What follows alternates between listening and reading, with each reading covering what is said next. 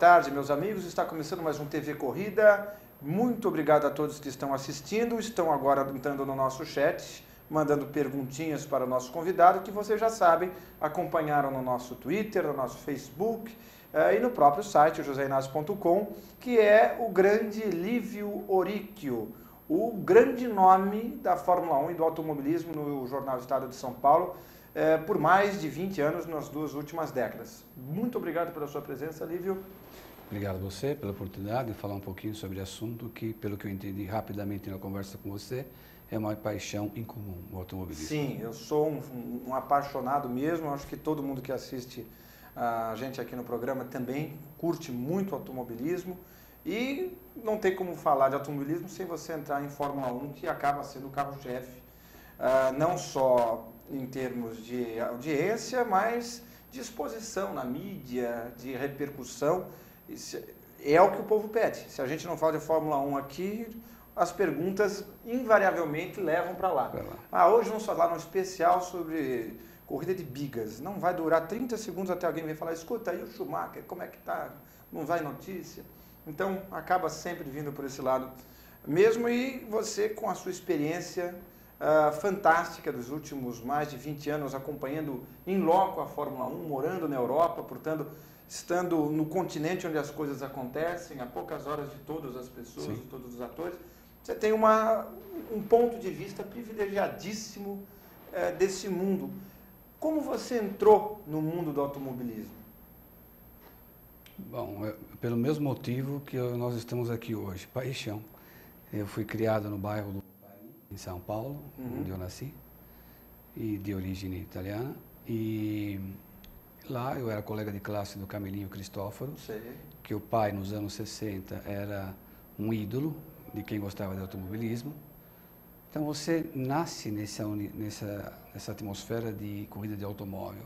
E na minha própria casa também, minha família, os italianos em geral gostam de automobilismo.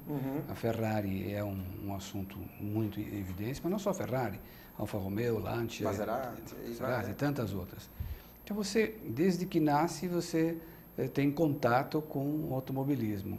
Na maioria das vezes, quando isso acontece, você acaba enveredando também por esse caminho, seja como hobby ou, no meu caso, como profissão.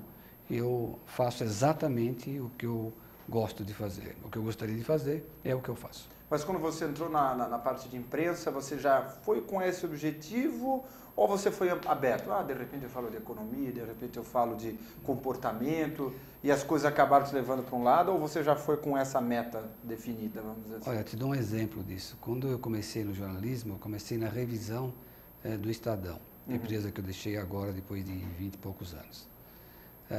Estou falando aí de 87, começo de 87. E lá, na revisão, eu tive a chance de passar como repórter de economia. Eu agradeci a oportunidade e não aceitei. E as pessoas na época diziam, mas como? Você não vai aceitar essa oportunidade e tal? Não, porque se eu for fazer economia, eu vou fugir um pouco do meu foco, que é o automobilismo. E haja vista que eu depois saí do Estadão para ser editor, mesmo sem experiência nenhuma, de um caderno de automóveis que era do Shopping News, o Automotor News. E lá, essencialmente, eu fui aprender a ser jornalista e entender melhor como associar automobilismo com jornalismo. Interessante. Você trouxe um assunto bem relevante, que é o fato de, em tese, a sua formação formal não ser jornalista. E algumas pessoas se pegam muito nisso. Só que se a gente for lembrar, você não é o primeiro, nem o segundo, nem o terceiro e nem o último que se torna jornalista de grande eficiência na prática, na experiência. E, inclusive, porque mais tempo atrás não existia faculdade de jornalismo, muito tempo atrás, e nem por isso deixava de ser jornal. Eu, na realidade, fiz faculdade de jornalismo. Né? Você fez faculdade? Então, mais essa. Eu fiz faculdade de veterinária, não me formei no curso. Amo até hoje vida selvagem. Quando era pequeno, sempre vi o automobilismo como uma paixão e via trabalhar em parques da África, do Quênia, da Tanzânia, da África do Sul, como algo que também me despertava e até hoje me desperta grande interesse. Mas aí, em um certo momento, eu decidi que Não, isso aqui não é hobby. Automobilismo e jornalismo, eu gosto muito do jornalismo em si, haja vista que eu não faço apenas automobilismo, né? Eu falei, não, isso aqui vai ser minha profissão. Aí larguei a faculdade veterinária para fazer o jornalismo e, obviamente, me encontrei bastante no que eu faço. É interessante, eu digo porque eu não sou jornalista, e eu sempre deixei isso bem claro. Minha formação é Direito, eu sou advogado, formado, e depois eu fiz artes cênicas, eu sou ator. Mas, então, eu digo, não estou aqui me arvorando o papel de jornalista, mas eu estou dizendo que, a partir do momento que você se dispõe a falar de um assunto e se dispõe a estudá-lo, e você deixando claro, no meu caso, né, eu deixando claro que não estou aqui dando uma de especialista profundo de um assunto, de partes que eu não conheço, não tem nenhum problema. Por exemplo, eu não sou uma pessoa que estou na Europa, nas corridas, acompanhando os bastidores. Você está. Então, não vou eu vir com teorias, com porque eu acho, porque eu li, porque eu ouvi falar, se eu posso trazer exatamente quem sabe, quem está vendo, quem está ouvindo. Que no caso, por exemplo, aqui é você. Isso é o desafio maior de quem cobre a Fórmula 1. O processo de obter a informação é doentiamente controlado. Especial depois que os investimentos passaram a ser exponenciais. Então você tem um número de empresas assessor disso, assessor daquilo, que atua no mercado mundial com a globalização. Então uma palavra fora de hora, fora de lugar, ela tem consequências grandes para essas empresas, né?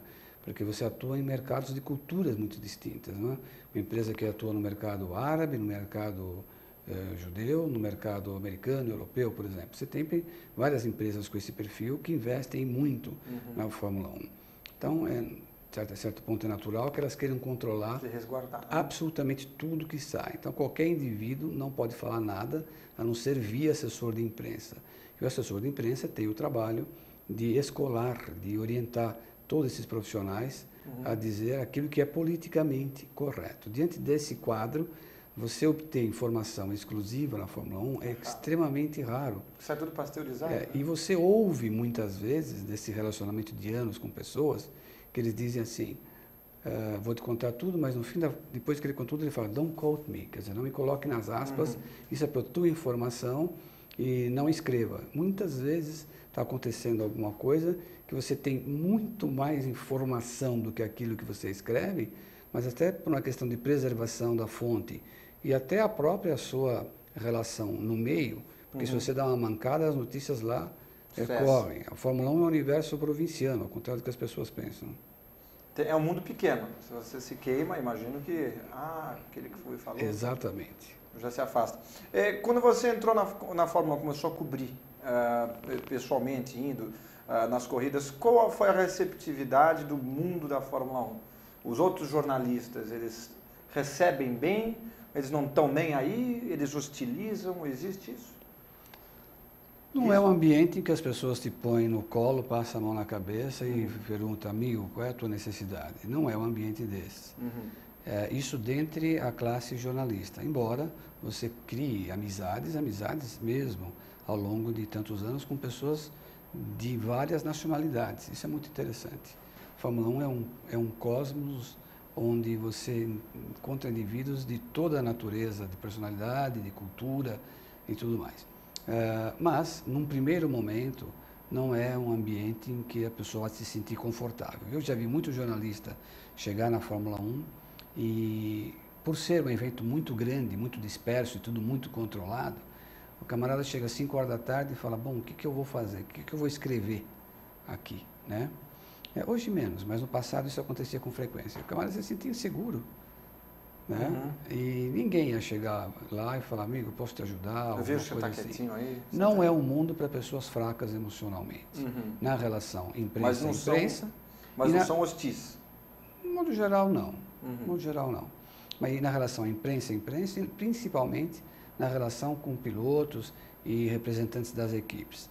Você tem que ser emocionalmente forte. Você tem que ter a máxima que eu sempre digo é o seguinte, é um meio que adora dizer que não precisa de você. Se você acha que você tem alguma importância no meio, você está no lugar errado e vai se frustrar sempre, vai fazer 2 temporadas, se tanto, e nunca mais vai querer ficar lá. Você tem que satisfazer você próprio, você consigo próprio. E manter essas relações profissionais, algumas mais próximas, outras não, e a partir daí construir o seu castelo de cartas. Interessante.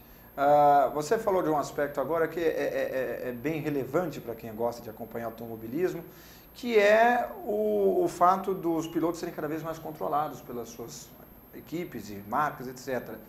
Como você vê essa pasteurização mesmo das declarações dos pilotos? Ok, eles ainda podem te dar informação no caso de pessoas que têm mais contato, o que você acaba sabendo de bastidores, isso compõe uma matéria mais interessante. Uhum. Mas as entrevistas, que teoricamente é onde eles podem cativar o público, eles acabam aquele feijão, estamos muito felizes, otimistas, tenho certeza. Bom, todas as declarações de início de ano, todas as equipes vão ganhar a corrida, né? Impressionante. Mas acaba tirando, está todo mundo engessado, e aí a chance de você cativar o público não existe. A exceção, por exemplo, é o Raikkonen, que é uma pessoa, entre aspas, rabugenta, autêntica. E essa autenticidade tão rara acaba sendo supervalorizada. Não tenha dúvida, esse é um grande problema que a Fórmula 1 enfrenta hoje. A palavra espontaneidade é proibida na Fórmula 1. E, por exemplo, eu posso dizer que o Bernie Ecclestone, que é o homem que pensa a Fórmula 1, que se dependesse apenas dele, isso seria muito diferente. Tive a oportunidade de conversar longamente com ele, com a esposa, aqui durante o último GP do Brasil, em novembro aqui em São Paulo, e a gente conversou um bom tempo sobre isso. Ele falando, é ridículo ver um piloto atravessando o paddock com uma moça do lado, assessora de imprensa, dizendo que ele tem que falar para os jornalistas porque ele está indo para a entrevista e ele não pode falar com ninguém enquanto está se deslocando para ir até a entrevista. E tudo que ele fala é o kit informação. É aquilo que ele estudou antes de ir para a entrevista. Eu posso te dizer que, até vou contar uma passagem aqui, quando o Rubinho ganhou a primeira corrida dele na Fórmula 1, na Alemanha em 2000, um assessor de imprensa me procurou para dizer se eu poderia ajudá-lo a fazer as perguntas mais prováveis que ele iria receber na etapa seguinte, que eu acho que foi na Hungria, e criamos quais seriam as respostas politicamente corretas que atingiriam os interesses de quem investe na equipe e que não criaria, ao menos, dificuldades com ninguém.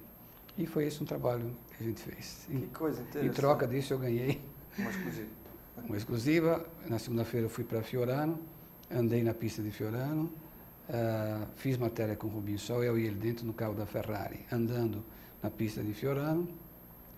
E em alguns momentos dessa politicamente correto, eu deixei muito mais meu lado jornalista fluir do que o politicamente correto e convenci o assessor de que era importante que alguma informação existisse quando ele fosse falar, que não ficasse só em cima daquilo que não acrescenta nada, né? Em resumo, a Fórmula 1 precisa ser repensada. Ela teve um modelo que funcionou durante muito tempo e esse modelo hoje, o mundo mudou, ela precisa ser revista desse ponto de vista, a relação com a mídia e com o próprio torcedor. Eu acho que essa é a grande revolução da Fórmula 1 que vai acontecer, na minha leitura, a curto prazo. Muito interessante. Bom, você acompanhou então todos esses nomes grandes do automobilismo, você chegou a pegar Piquet, você pegou Prost, Mansell... Ayrton. Bom, Ayrton eu ia deixar por último, que certamente... Eu digo que você começou a cobrir a Fórmula 1 no fim dos anos 80. Isso. 80. Como jornalista profissional, Rio 87 foi minha primeira corrida. Entendi. E até tem uma historinha legal, se tiver tempo, por favor. Vai... Foi legal porque era uma corrida em que a Lotus estreava o carro com suspensão ativa. E o projetista do carro, Gerardo Carouge, um francês, todo mundo queria falar com ele. E era meu primeiro grande prêmio, uma credencial de papel que eu tinha aqui como freelance do Shopping News, imagina, e como revisor do Estadão. E aí eu cheguei também nele e falei, Monsieur do Carouge, eu gostaria de conversar com o senhor. Ele falou para mim, você e 1000 pessoas pediram para mim que gostariam de falar comigo, mas eu não vou falar com ninguém porque nós estamos aqui entendendo como esse carro funciona, é tudo novidade para nós. E a gente não andou num calor como a gente está enfrentando aqui no Rio de Janeiro. Tudo isso é a ser descoberto, tem programas de computador para serem modificados e tudo mais. O fato é que eram 7 da noite, eu passei em frente ao box da Lotus, eles estavam trabalhando, 8, 9 da noite, 10 da noite, chegou um momento que o Carouge me viu, ele veio espontaneamente até a porta do box e falou, você venceu pela perseverança, eu vou sair daqui é uns 40 minutos, e eu vou jantar no Porcal. Porcal. E vamos jantar. Você não leve nenhum bloco de reportagem, não quero que ninguém veja você escrevendo nada. Falei, tá bom. E a gente foi, eu fiz várias perguntas sobre a suspensão ativa, que era o que mais me interessava. A área técnica é uma área que eu tenho muito interesse, eu gosto disso, eu leio, eu adquiro informação conversando com pessoas, tenho um grau de relacionamento bom com técnicos das equipes da Fórmula 1. E você usa muito pouco isso no seu dia a dia. A área técnica não é uma área que... Eu adoro também. Então, tem um universo de pessoas que se interessam, mas na média... específico, na média são poucos. E aí eu obtive uma série de dados sobre o sistema de suspensão ativa praticamente sozinho no meu primeiro grande prêmio de Fórmula 1. E aí na segunda-feira seguinte eu fiz a matéria para o Shopping News, que é o jornal que eu trabalhava na época, e aí ligaram para a editora do caderno perguntando quem que era esse cara que escreveu sobre isso daí, tal, com tanta informação. Eu nada mais fiz do que reproduzir o que a De Carrouge me contava e, obviamente, meu nível conceitual. Eu escrevi conceitos ali, né? E expliquei, fiz um desenho esquemático mostrando como que era o sistema da suspensão ativa. Aqui isso, E a da Lotus, em 87, era aquela questão que tinha um pitot de ar que media a velocidade de ar, não era isso? Toda a suspensão ativa.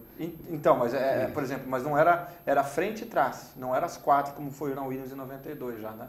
Não. Já eram as quatro? Já eram 4 atuadores hidráulicos, um em cada suspensão. É porque eu vi um vídeo um tempo no YouTube mostrando a simulação da suspensão ativa da Lotus. Um vídeo de época. E eu via mais aquele movimento frente e trás para controlar a freada, a aceleração. Tudo era novidade, né? Sim, mas aí aquele vídeo que também você certamente já viu, em 92, da suspensão ativa da Williams, que as 4 suspensões trabalhando independentemente, fala, puxa, já é uma evolução. E não deixa de ser irônico, porque a Lotus que inventou e no final foi a Williams que colheu os frutos, né? O Nelson investiu muito nisso.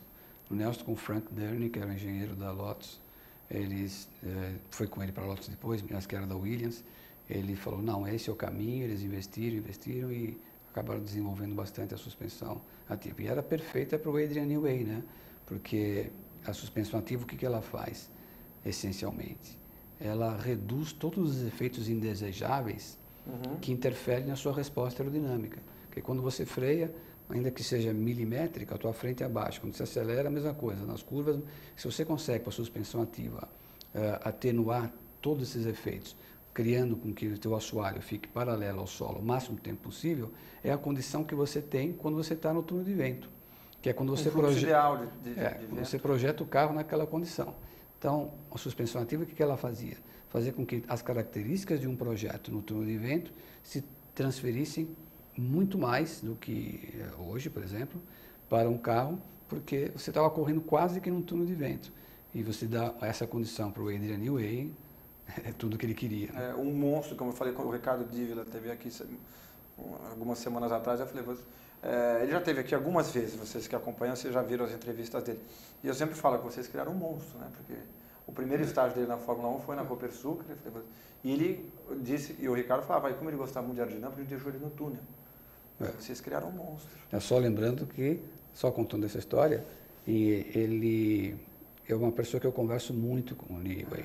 Em 89 ele era projetista da March.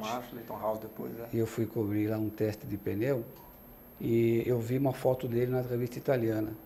Só que eles erraram na Autosprint. Usaram uma outra pessoa. E eu cheguei no Newey e falei... O verdadeiro. Eu falei, por favor, queria falar com o Adrian Newey. Isso 89, Rio de Janeiro, no teste de pneu em janeiro, um calor de la Madonna. Ele falou, sou eu. Aí, por uma fração de segundo, pensei, como? Essa foto não era aquela. Né? Até hoje a gente brinca com essa historinha aí.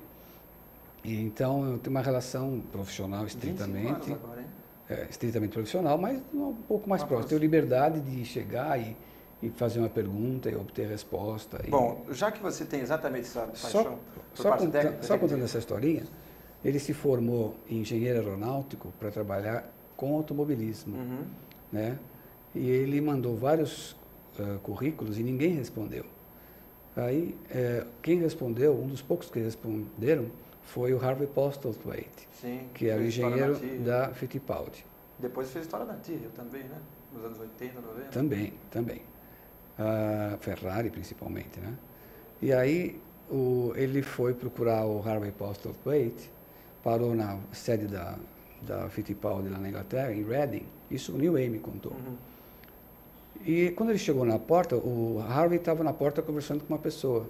E o Adrian foi com a moto dele, que ele modificou totalmente.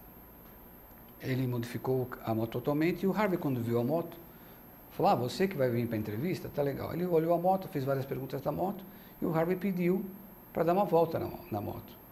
E amou a moto, falou, não precisa de entrevista. Você já está contratado.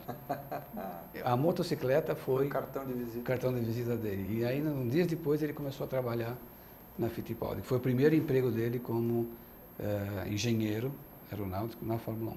Que interessante. E aproveitando, então, essa sua proximidade, já que você tem essa área técnica, e não é sempre que a gente tem uma pessoa com tanto acesso a essas informações, uma das coisas que mais se destacou na Red Bull nos últimos anos é o famoso rake, que é a inclinação do assoalho e do carro em si, em relação a muitas das rivais que eles tinham. Se você olhasse o carro da Red Bull de lado, você que está em casa, você vai ver que a traseira era mais alta. Parecia que o carro andava com a suspensão traseira levantada. Como é que eles conseguiam isso de uma maneira a não atrapalhar, por exemplo, a dirigibilidade, tração, esse tipo de coisa? Você conseguiu alguma pista? Isso daí é clássico do Adrian Newey. Tudo que ele concebe é uma solução de compromisso. Uhum. Né? E a Fórmula 1 é assim. Você não consegue fazer uma super perfil extrator do teu assoalho. Ele é função do aerofólio dianteiro, ele é função de laterais, de defletores, de tudo. Tudo isso em conjunto funciona. O Adrian Newey sempre fala uma coisa interessante. Ele fala, o pai dele é cirurgião veterinário, mas que gosta de montar carros, né? Daí a paixão do filho. Ele diz, eu leio uma prova, todas as perguntas da prova, depois começo a responder uma por uma. Eu quero entender globalmente o que o examinador deseja para depois começar a responder. Ele fala, eu uso isso quando eu vou projetar um carro de Fórmula 1.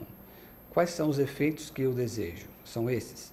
Ok, então para obter isso eu preciso que esta área funcione assim, aquela assado, e todas essencialmente se integram para que eu obtenha a resposta que ele deseja. Uhum. Então isso que ele faz com o carro é uma solução de compromisso que envolve todo o projeto do carro. E esse é o grande desafio de engenharia.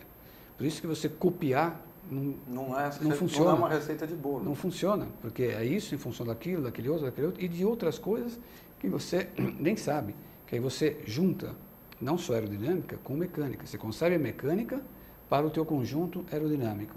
Uhum. E uma física, distribuição de peso e tal, né? Aquela coisa. Se você vê as suspensões do carro da Red Bull, por exemplo, como elas são feitas, muitos concebidas em função de não perturbar em nada os fluxos aerodinâmicos que foram estudados com um critério muito rigoroso para que aquilo funcione daquela maneira, gere tanta pressão, a tanta velocidade, assim, assado. Nos anos 90, acho que tinha não é uma piada, mas enfim, uma alegoria que falava que se dependesse do Neil Way, o carro ficava sem espaço para o piloto, porque ele atrapalha, né?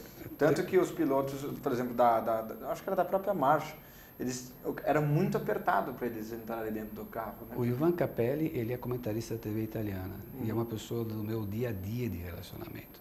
Ivan Capelli e Maurício Gugelmin foram os pilotos que dirigiram o carro da March quando o Neil Way era o projetista dele. Então o Capelli conta coisas do tipo assim, para entrar no cockpit naquela época, você não tinha uma área mínima de monocoque de abertura, na frente, não na frente, a área frontal.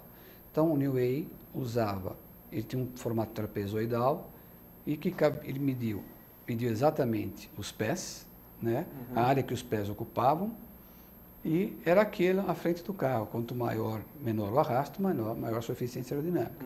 Então o Capelli e o Gugelmin, para entrar no carro, eles entravam com um pé, esse pé esquerdo, depois faziam uma ginástica e enfiavam o outro pé para atingir a pedaleira.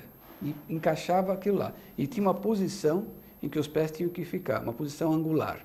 Fora disso, também não era possível. A FIA depois estabeleceu dimensões mínimas para a parte frontal do monocoque e tal, e reduziu essa dificuldade. Então, tudo é elevado ao extremo. Infelizmente, em 94, o carro que o Newey fez para a Williams, que foi o carro que o Ayrton foi guiar, foi o ano em que todos os recursos aerodinâmicos foram retirados da Fórmula 1. Eletrônicos também, né? Sem mexer com potência, isso foi um grande erro da FIA. O carro se tornou muito difícil de ser guiado no limite, muito difícil. E é uma das razões para a gente ter tido naquele ano acidentes fatais.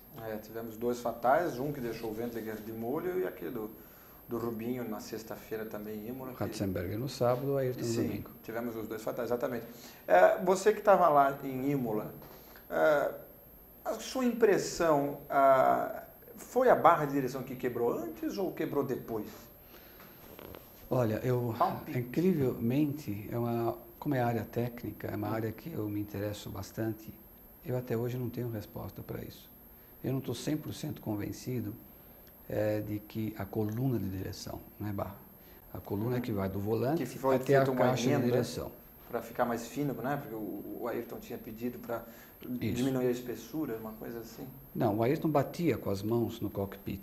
Então precisava puxar um pouquinho. Então, para baixar o volante, eles precisaram pegar a coluna de direção, que vai do volante até a caixa de direção, e em um determinado segmento reduzir o diâmetro dessa coluna. Então, parte ficou com a coluna diâmetro original e parte com uma coluna menor. E a quebra se deu no ponto de solda entre esses 2 tubos, grosseiramente, aí foi isso. Isso foi o que o Instituto de Aeronáutica de Bolonha apurou na investigação que eles fizeram no caso. Quem somos nós para contestar uma decisão de engenheiros? Mas a pergunta é, quebrou no impacto ou quebrou antes? Né? Eu não estou convencido que foi antes. Entendi. Para mim, não pode ter sido depois. Eu sei que o assunto é muito polêmico, mas eu estava na sala de imprensa, eles passavam na nossa frente naquele instante e você via o carro do Ayrton bater com uma intensidade muito forte no chão, a parte traseira.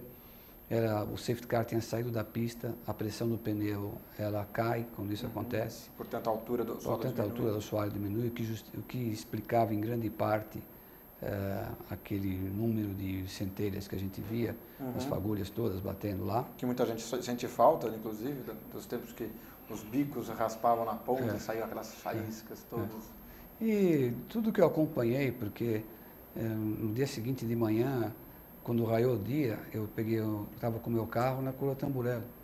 Eu cheguei 5 e pouco da manhã no autódromo, não consegui dormir à noite.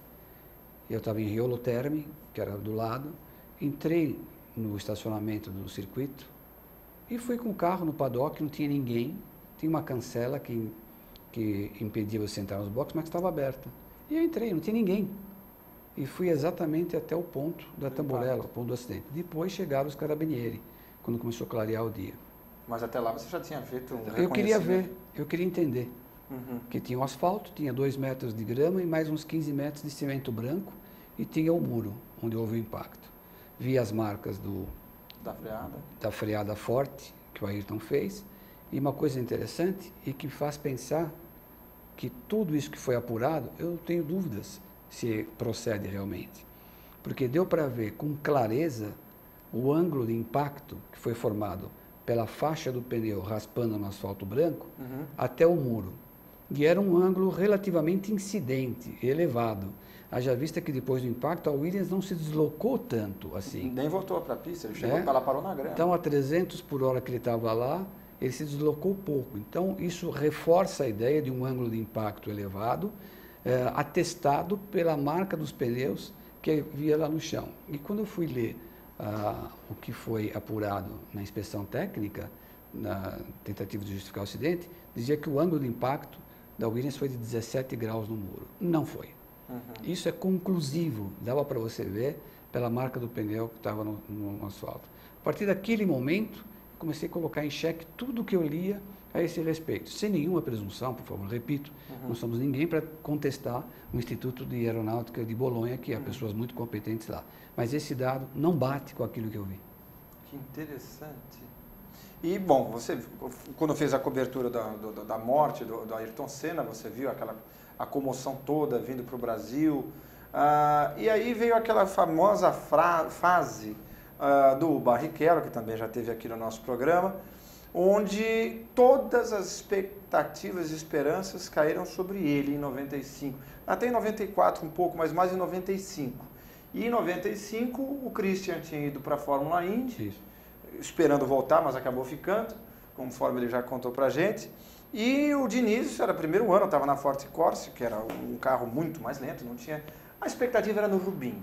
Com o agravante, ele teve grande responsabilidade nesse processo de jogar sobre si, responsabilidade muito maior. Eu mesmo tive a oportunidade de falar para ele, Rubinho, para com esse discurso, para de falar que agora a Peugeot, uma fábrica de automóveis, está junto com a Jordan, e por isso você está com um discurso, não tem mais desculpa, agora tem que ganhar. É o primeiro ano deles, a Jordan é uma equipe pequena. McLaren acabou de chutá-los porque eles quebravam, por que aqui vai ser tão diferente? É difícil você imaginar que de um instante para o outro uma equipe vai sair ganhando corrida. Não houve um mega investimento, não houve um super patrocinador que trouxesse um aporte financeiro que permitisse você recriar a tua estrutura de projeto e fabricação das peças. Muita coisa era terceirizada ainda na Jordan na época.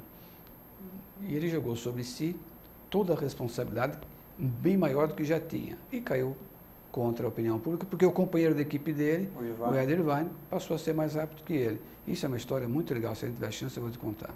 Pode contar. Vamos contar. O Rubinho, por favor, aqui não tem... O Rubinho reclamava muito de que não conseguia brecar o carro com o pé direito, com o pé esquerdo. Ele mantinha o pé esquerdo apoiado. Ele mantinha o pé esquerdo apoiado no freio. Isso fazia com que o motor dele trabalhasse uma temperatura um pouco maior da indicada e significa perder potência. Não foi isso que fez ele perder para o Ed Irvine na primeira metade do campeonato. Foi principalmente o tempo que ele perdia por frear com o pé esquerdo, não por pé estar apoiado no freio. E eles tinham um problema muito grave, que entre o pedal do acelerador e o pedal do freio passava a coluna de direção. Então ele não podia deslocar o pé de um pedal para o outro. Mas havia como contornar isso.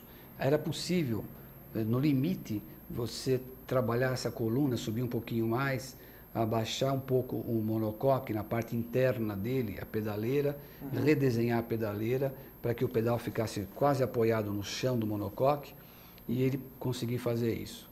Eu mesmo tive várias vezes a oportunidade de falar com Gary Anderson, que era projetista, uma pessoa da minha relação mais próxima até hoje. E que agora saiu da BBC, né? Então, é uma pessoa muito próxima, muito querida, e eu mesmo tive a chance de falar para ele, Gary, desculpe, eu acho que você deveria ouvir o Rubinho em relação a isso, se for possível para você, tal.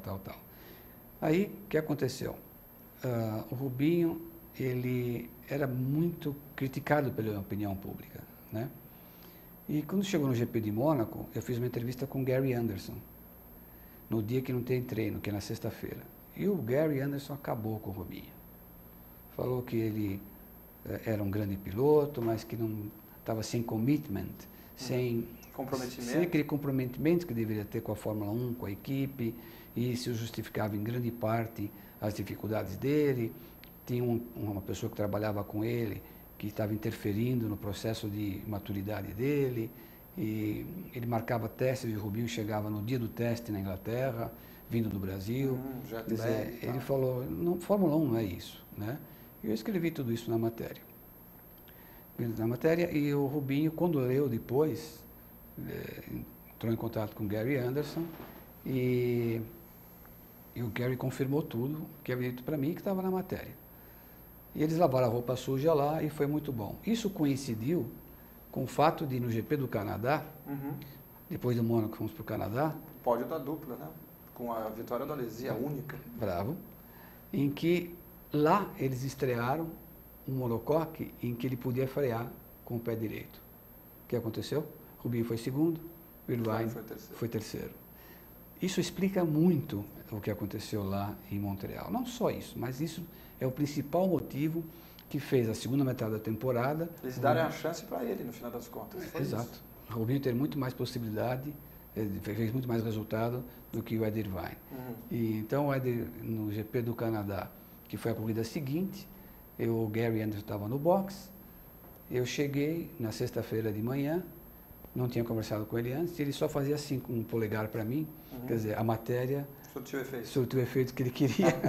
Eles lavaram a roupa suja e o Rubinho era outro homem naquele fim de semana.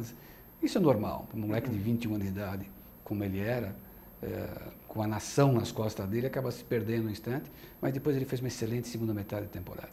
Em 96 ele continuou na Jordan, daí houve um desgaste entre as partes, né, entre a equipe, entre o Ed Jordan, enfim, não sei exatamente quem, mas enfim, entre a Jordan e ele acabou indo para a Stewart. A Stewart também pode ser encarada como um passo fundamental no amadurecimento dele como piloto, né? Sem dúvida, ele teve a chance de ir para a Arrows e para a Stewart. E a Arrows quem acabou foi o Diniz, né? Então, nós tivemos um jantar em Portugal, que foi em setembro, em que o assunto da noite era esse, para onde ele iria, né? Humildemente, dei minha opinião, falei, Rubinho, já que você pergunta, eu te digo, tudo que você fizer na Stewart vai aparecer. É uma equipe estreante. Que tem o Jack atrás. Tem o Jack Stewart, tem o Paul Stewart, que era muito atuante na época. Fórmula 3 e tal. Né? E eles era uma equipe muito bem organizada, o Jack Stewart tinha uma relação antiga, de 40 anos, com a Ford, ele tinha um orçamento que não era ruim, e tinha gente boa trabalhando lá. Era uma equipe que tinha elementos, tinha a base boa para nascer bem estruturada, que foi o que aconteceu. O carro era do Gary Anderson, você se lembra, né? Sim, depois o Jenkins em 98. Alan Jenkins depois, brigavam os dois a todo momento, um irlandês e um inglês.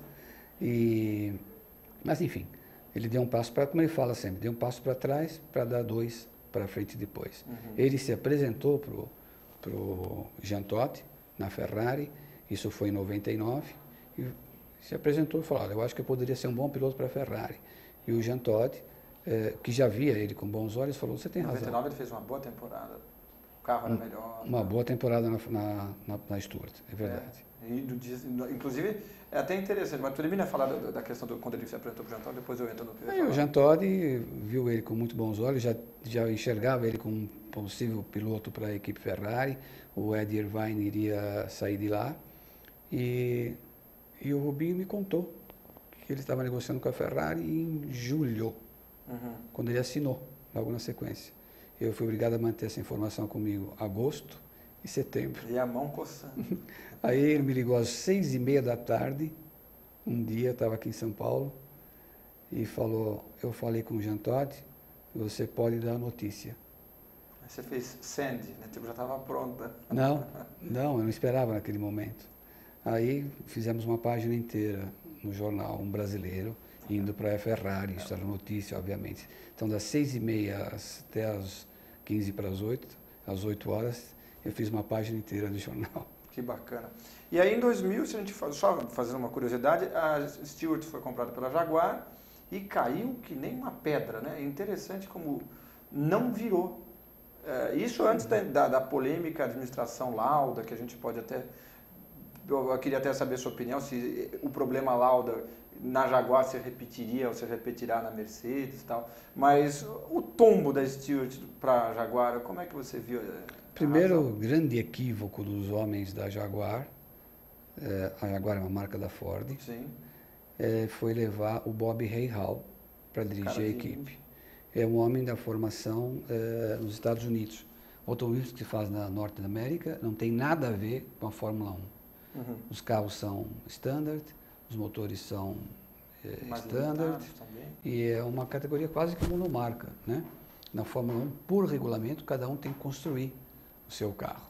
E evoluí-lo. E pior que isso, Bob Rahal, ele levou para lá um projetista chamado Steve Nichols, que foi o projetista que havia feito o carro da McLaren de 88, em que eles ganharam 15 das 16 corridas, sob orientação de Gordon Murray.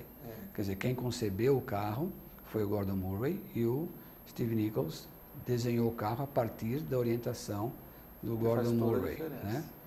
E nesse período também, o Steve Nichols, ele havia perdido a esposa, não fazia tanto tempo. E ele estava completamente perdido. Ele já havia trabalhado na Jordan E conversando com amigos que trabalhavam na Jordan naquele período, eles diziam, eu não sei o que ele faz aqui, porque é uma pessoa completamente perdida. Então, imagina, uma equipe que vai ter um diretor principal que não é da área. Um projetista que um não está com projetista cabeça. que quando esteve sozinho nunca fez nada relevante. E acrescente a isso todas as dificuldades emocionais que ele tinha. Obviamente, não iria nunca funcionar na Fórmula 1. E a Prost? Por que a Prost não deu certo? Por causa do Alain Prost. Si mesmado demais? Não, quem diz isso é o Ron Dennis, não sou nem eu. O Prost é um brilhante piloto, ponto. Entendi. Ele, como chefe de equipe, é um ótimo piloto. Né? O próprio pelo Paulo Diniz. Que foi sócio dele no último ano. Sócio dele um período. Você conversa com o Pedro Paulo, você vê o Prost como administrador de uma equipe. Ele nunca vivi no dia a dia deles, conhecia a sede da equipe, lá perto de Versailles, Paris, mas não funciona. É uma pessoa que, como piloto, brilhante, absolutamente brilhante, na minha opinião. Mas reproduzindo o que eu ouço de pessoas que trabalharam com o Prost como chefe da equipe, é uma liderança falha, as decisões são equivocadas, tudo que ele tinha de eficiência como piloto, ele tinha como deficiência na gestão de uma equipe de Fórmula 1. Voltando àquela coisa que eu queria perguntar, eu não estou recebendo as perguntas de vocês, viu, pessoal? Por isso que eu não estou lendo, porque realmente não aparece nada aqui no nosso chat. Apenas que vocês estão no chat. Ninguém quer saber nada, então. Não é isso, é que eu estou tendo problema. Estou vendo aqui que existem mais de 40 pessoas no chat, eu consigo ver o nome de todo mundo, mas na hora de vir as perguntas, elas não estão aparecendo. Então, não é soberba minha ou esquecimento, embora a conversa seja muito agradável, não é que eu esqueci, estou tão encantado a esse ponto. Mas, por exemplo, o Niki Lauda, em 2002, quando ele já estava na Jaguar, tirou o Bob Rahal lá naquela disputa interna, dizem que ele também contribuiu para o não firmamento da equipe, vamos dizer assim. Você acha que isso pode se repetir na Mercedes? Não. Não, porque ele era o homem que mandava na Jaguar. Na Mercedes, primeiro, ele é sócio da equipe e ele é um tipo de diretor que não faz parte do board. Ele não toma decisões. Ele é meio que uma rainha da Inglaterra.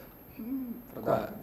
Boa... Ele é um homem, por exemplo, na contratação do Lewis Hamilton. Ele foi preponderante, ele foi o homem que catalisou isso daí. Então, é um tipo de trabalho que ele cai muito bem. Na gestão de uma equipe de Fórmula 1, com certeza não. Mas é uma pessoa muito lúcida, uma pessoa com quem as pessoas que ele conhece, ele conversa comigo, por exemplo, é uma das pessoas que eu converso muito na Fórmula 1, às vezes de tomar café da manhã com ele. E, curiosamente, 80% do tempo a gente não fala sobre Fórmula 1, fala sobre aviação. Ah, que interessante. Ele teve a Lauda Air, depois teve outra. Ele foi sócio da Air Berlin. A Air Berlin comprou a Niki Air, que era uma empresa que ele tinha participação. Eu também sou apaixonado por aviação. Que bacana. E o Dívila também, né? Também. Vocês trocam figurinhas. E o Toto Wolff, ele é um bom líder para a equipe Mercedes? Ele é um bom líder. A gente não sabe se ele vai ser capaz agora, que a Mercedes tudo indica, tem todos os elementos certos para poder crescer na Fórmula 1. Para pouco índio lá dentro? Tem uns 4 ex-diretores técnicos lá dentro? Eu mesmo fiz essa pergunta na pré-temporada de 2012 para o Ross Brown. Todo mundo deu risada na hora da pergunta. Só recapitulando, é o Bob Bell, que era ex-diretor técnico da Renault, Geoff Willis, ex-diretor técnico da Red Bull, dentre outras, o Aldo Costa, ex-diretor técnico da Ferrari, e o Paddy Lowe, ex-diretor técnico da McLaren. E ele dizia, isso no começo de 2012, nós já estamos visando 2014, e o nosso planejamento previu que nós precisamos de gente tocando projetos distintos aqui. E eles têm fôlego financeiro para isso, né? Eles têm como se fossem 2 equipes. Uma para o carro por um ano, outro já pensando no seguinte. Exato. Mas não corre o risco de sair um bicho de duas cabeças? Por exemplo, uma equipe se é melhor, então ele vai ter um ano bom ou um ano ruim. Um ano bom ou um ano ruim. A escola da McLaren também é isso, mas agora você tem que entender que então, o regulamento... o ano ruim foi da turma do ano passado. Não, mas a realidade agora é diferente. 2014, tudo o que você tinha de conhecimento no ano anterior, muito pouco vai ser passado para os carros desse ano. Uhum. Então, nesse caso, se justifica você ter um grupo trabalhando dia e noite no projeto, porque todo o desafio de engenharia é distinto. Foi o que ele fez na Brown. Em 2008, quando ele viu que era um ano perdido, ele investiu tudo no carro de 2009, que com o motor Mercedes, que não fez mal a ninguém, colheu os frutos. Sem dúvida. Também contou com a simpatia do Max Mosley para provar principalmente o assoalho duplo. O carro era irregular, sem dúvida nenhuma. Ele queria criar uma cisão na recém-formada FOTA, que era a Associação dos Construtores, e ele autorizou algo que sempre todos os engenheiros queriam fazer e nunca podiam, porque era irregular. Você tem um duplo difusor, você tem que alimentar a diária esse duplo difusor. E aí vinha pela lateral de baixo, né? E ele permitiu que o assoalho tivesse um recorte para alimentar isso. Isso o regulamento absolutamente é proibido, isso, né? Isso é uma coisa típica de Max Mosley. Foi uma aberração. E aí, inclusive, é uma coisa que muita gente, será que não vem uma equipe vem forte que nem a Brown em 2009? Vamos lembrar que a Brown veio forte em 2009 com um orçamento faustoso da Honda de 2008. Muita gente, eu digo, por exemplo, a Williams. A Williams tem pessoal muito expectativa. Eu vou discordar de você, o orçamento deles era bem restrito. Mas o carro de 2009 não foi gerado em 2008? Foi gerado em 2008, isso sim. Então, nesse sentido, não para manter o desenvolvimento, mas para concebê-lo no ano anterior. Era um orçamento robusto.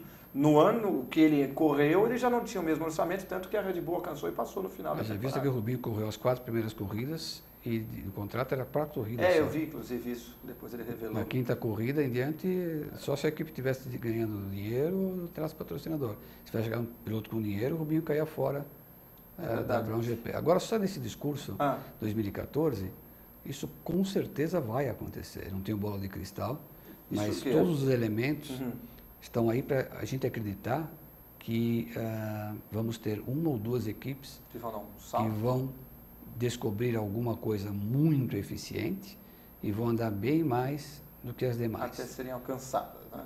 Serem alcançadas na primeira temporada vai ser complicado. Vai exigir um dinheiro monstruoso, vai ter equipe que vai ter que repensar o carro inteiro. Que nós vamos ver provavelmente alguém que vai desenvolver uma solução que se mostre muito mais eficiente que os demais e todos vão enxergar que aquele é o caminho. Isso implica muitas vezes até você rever o monocoque do carro. Que só pode ser trocado uma vez ao longo do ano, né? Mas pode. Agora pode. Agora pode, não podia. Não podia. E você rever o monocoque do carro significa rever o conceito inteiro. Tudo no automóvel de Fórmula 1. Sim, mas eu estou dizendo que tem muita gente achando que a Williams pode dar esse pulo do gato. Pode. Mas pode no sentido deles acharem um caminho alternativo. Dizem até que a Force India teria sido essa... Mas é tudo... Tudo que se diz é na teoria. Exatamente. Ninguém andou, ninguém sabe. Não dá para saber. Como é que alguém vem dizer... A Marúcia vai vir com um foguete. Não, eu ouvi outro dia na televisão uma pessoa dizer, sem nenhum demérito a ninguém, por favor, que o motor Mercedes tem 60 cavalos a mais que o demais. Como alguém mediu no dinamômetro o motor Ferrari, Renault e Mercedes hoje para dizer que a Mercedes tem 60 cavalos a mais? Disseram até 100 em alguns lugares. Mas de onde vem? Como é possível? Informações de bastidores. Alguém de uma equipe que vai receber o motor falou, olha, a estimativa é tanto. Daí eu vi que o outro, olha, o outro está dizendo que é tanto. Eu não vou falar o meu, mas eu sei que é mais do que o dele. Daí acaba vazando. Esse é um dado estratégico de elevadíssima importância. Eu duvido que alguém abriria a boca. E além da questão, não é só potência, vai ser economia. Esse ano. Nossa, você vai ver gente andando das 10 voltas finais, tirando o pé para terminar a corrida. Vai ser como foi em 86, 87, quando a FIA estabeleceu que haveria motor aspirado a partir de 89. Então, 88 e 87 restringiu bastante o volume de combustível no tanque para os motores turbo. Então, 88, que foi o último ano com motor turbo, o tanque tinha que ter 150 litros de volume máximo. Então, você fazia uma corrida com 150 litros de combustível e pressão no bar de 2,5, no turbo de 2,5 bar. Então, veja, e agora não é tão diferente, são 100 quilos, ou cerca de 118, 120 litros, para fazer a corrida inteira. É um monstruoso desafio de engenharia. Quero ver Monza, por exemplo, que é pé embaixo. Monza, Spa.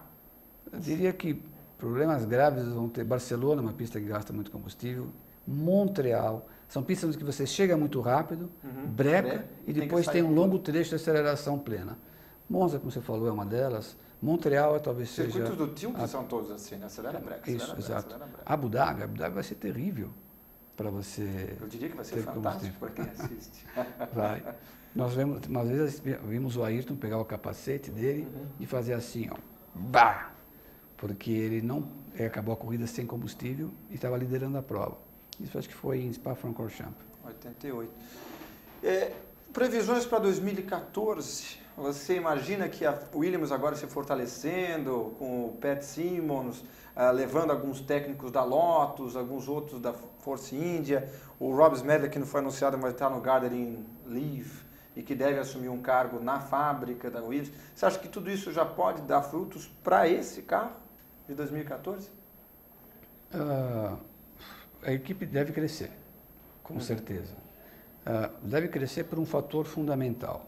Quase que independente esse grupo todo que chegou para a Williams, de segundo escalão, o que é bom. Eu gosto dessa...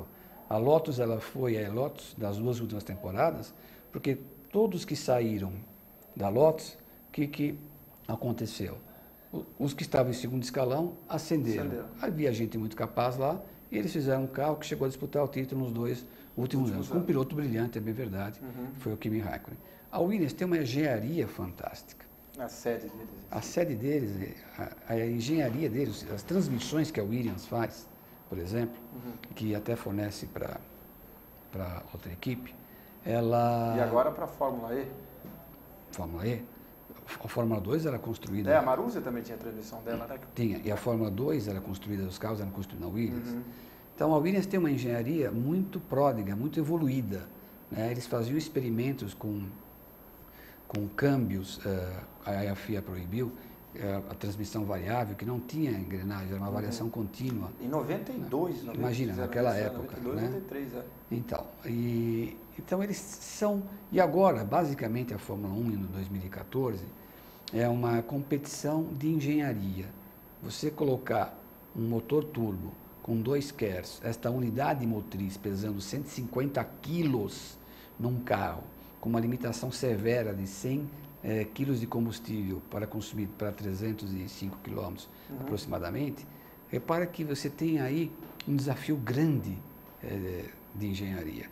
Então, por esse lado, como o que se está solicitando de uma equipe é uma estrutura de engenharia capaz, a Williams tem. Eu acho que isso somado à chegada de um grande número de jovens de segundo escalão das equipes, deve torná-la uma equipe bem melhor do que foi ultimamente. Mas tem uma dúvida que está no ar: dinheiro. Porque saiu... De onde vem o dinheiro? Eu não sei até onde. O Maldonado saiu, mas... certamente deixou alguma coisa para sair, não, porque era até 2015.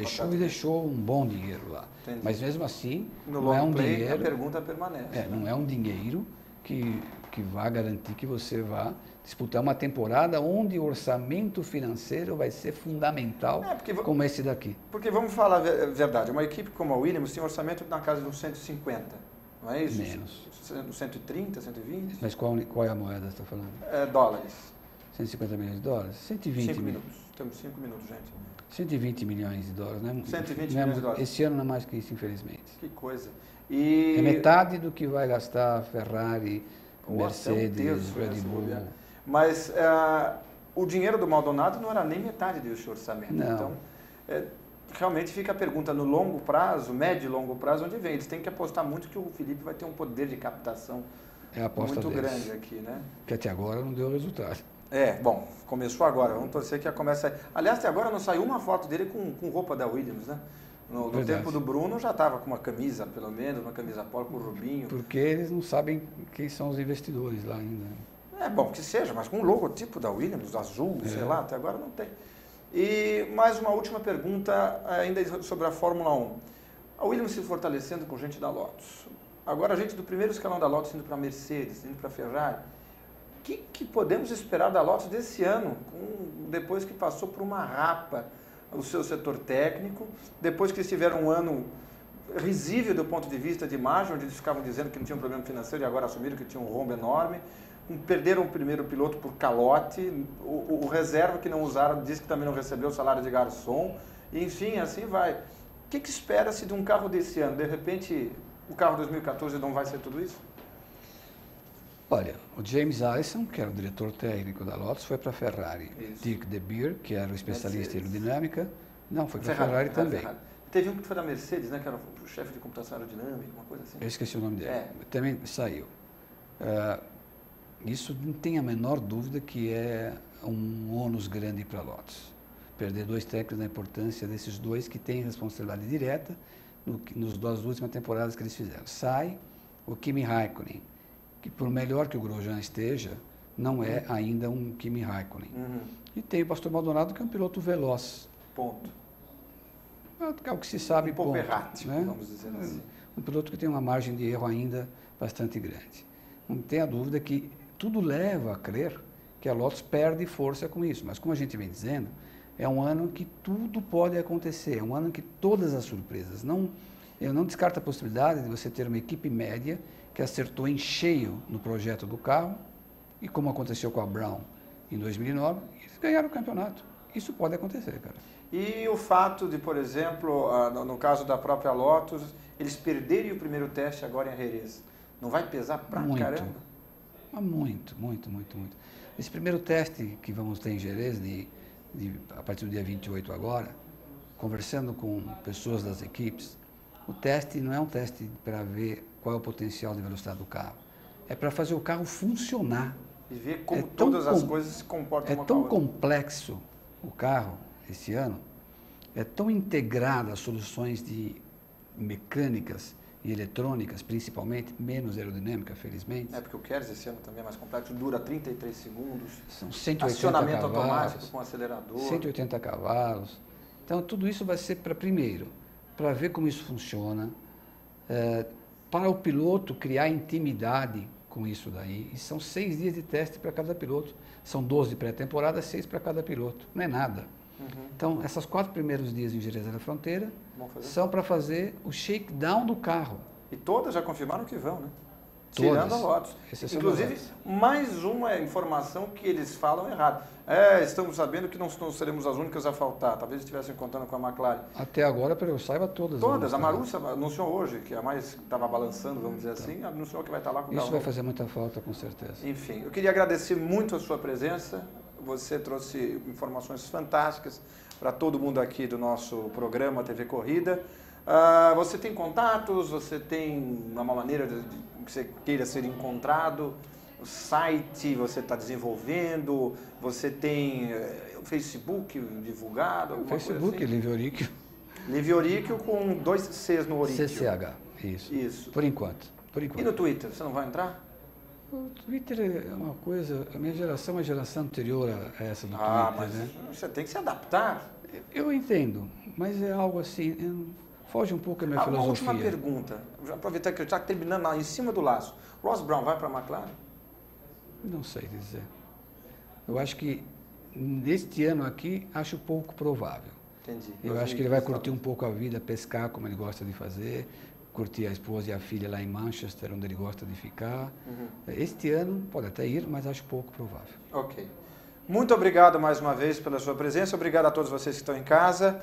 E lembrando que semana que vem estamos aqui de novo, de volta, ao vivo com o nosso programa, já coincidindo com o início da pré-temporada. Então vamos ver os primeiros carros, saber dos seus bicos horrendos. Hoje saiu o carro da Force India, mas de lado não dá para ver nada, só que o carro é preto, é bonito. E então, até semana que vem. Tchau. Tchau, tchau.